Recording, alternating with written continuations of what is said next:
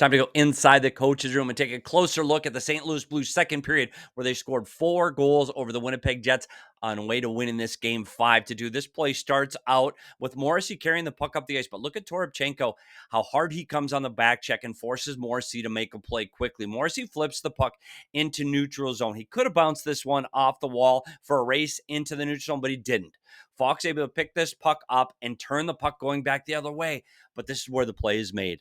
The Winnipeg Jets go for a line change behind the play. As the puck's coming up ice, they're going off the ice. And you can see Broberg makes the play. Broberg gets the puck and he blows by into the zone. And it's a 4-on-2 right now for the St. Louis Blues because of the line change. A 4-on-2 at the blue line. Broberg takes DeMello down low. Now, DeMello does a really nice job angling him off and not allowing Broberg to cut to the front of the net. So as Broberg gets behind the net, look what's going on out in front of the net. It's a 2-on-1 in front of the net because of the line change. So St. Louis has an outman situation in front of the net. As Niederreiter jumps onto the ice behind the play, he's coming 100 miles an hour trying to get back into this play and defend the front of the net. Unfortunately for Niederreiter, he goes just a little bit too far. So as Broberg puts on the brakes and he loses DeMello behind the net. By the way, that's a really good stop up by Broberg to create some space, and he's able to lose DeMello. Niederreiter finally gets to the front of the net, but he goes too far.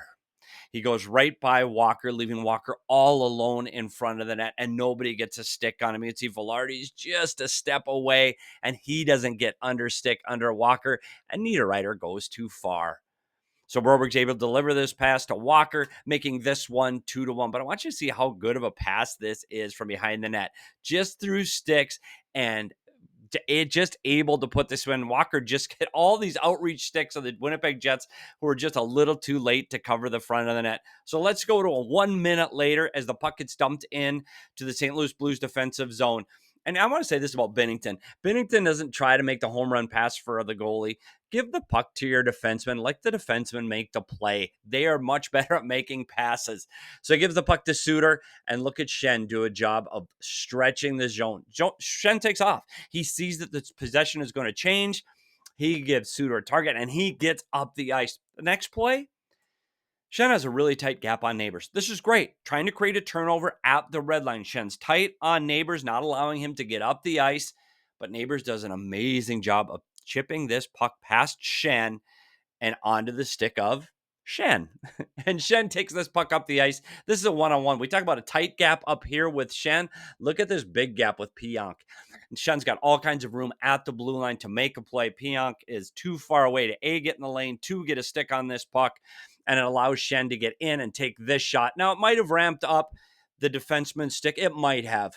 But this is a save that Hellebuyck has to make at 3-2, 1 minute after giving up the previous goal.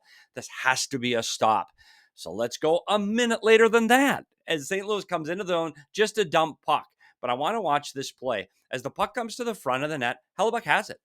There's chaos behind and below the goal line. He's just given up 2 goals in 2 minutes. He's got to cover this puck. Pull the puck in, take a whistle, slow things down. Let's stop the chaos for a minute. But Hellebuyck doesn't do that. He throws the puck back into the scrum behind the goal line and throws the puck back into the mess. And here's where Toropchenko makes a really good play. He's able to get a stick free and get this puck around hard rim and get the puck into safety, because you can see you got 5 Winnipeg Jets tight. So where's all the room? The room's up high. Get the puck up high. So Toropchenko rims the puck up high to relieve the pressure. And you can see how quickly Parayko gets the puck off his stick over to Fowler. Just a quick one-touch pass. But here's where the play gets made. As Fowler starts to drive the net, Ehlers is trying to get to the shooting lane. Ehlers wants to get in this area of the ice, get a stick on this puck, get his shin pads in front of Fowler's shot. But look at the play in front of the net. Fox is able to defend this area of the ice, and he picks Ehlers as he's trying to get out to that area of the ice. Look at that contact that he makes, not allowing Ehlers to get into the shooting lane, giving Fowler a clean look at the puck. And not only that, as Fowler takes the shot, look at all of the bodies between Fowler and Hellebuyck. He has absolutely no chance to see this puck. So not only does Faxa pick the player, he also provides part of the screen, making this 4-1 in just a couple of minutes. And you can see what a job in front of the net by Walker. Walker doesn't get an assist on this play, but look at the play he makes, taking away Hellebuyck's eyes. Hellebuyck can't see this puck. No chance for Hellebuyck. And this one now is getting out of reach. This one's 4-1. So let's go to the end of this period. It's 4-1. Winnipeg has the puck clear. This is easy. St. Louis is going for a change. There's no problems here. Winnipeg has clear possession. No problems. Going for a line change. Penalty just got over. So everybody's tired. And that's kind of a key here. I want you to look at these two players and look at the race that happens for this puck. DeMello, the puck bounces over DeMello's stick. DeMello, and it goes around the boards. Look at DeMello's strides. I want you to watch how many strides DeMello takes versus Faxa getting on the puck. I want you to watch as they go. DeMello hasn't taken a stride yet. Faxa's 100% all out for this puck. And now you can see Toropchenko just getting on the ice after the line change. Now, keep in mind, these two guys have been killing penalties, and they are tired. That's why they can't get up and close this gap. Toropchenko gets on the ice. Faxa delivers the puck across to Toropchenko.